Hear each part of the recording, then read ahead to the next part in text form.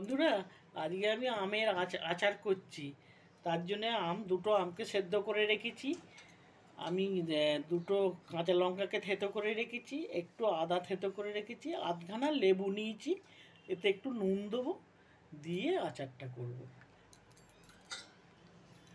আমগুলো মানে এইভাবে চামচ দিয়ে শাঁসটা বের করে নিচ্ছি।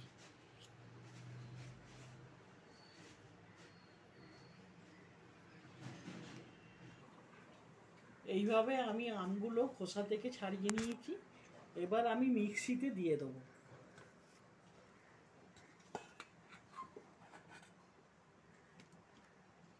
লঙ্কাটাও দিয়ে দিলাম, জল দিলাম।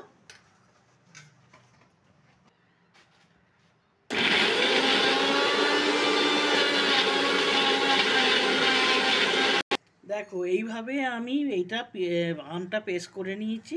এবার লেবুর রসটা দিয়ে দিচ্ছি।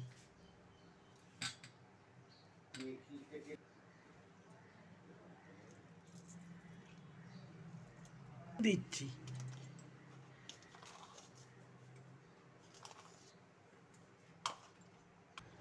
দেখো, আমের আচার হয়ে গেছে।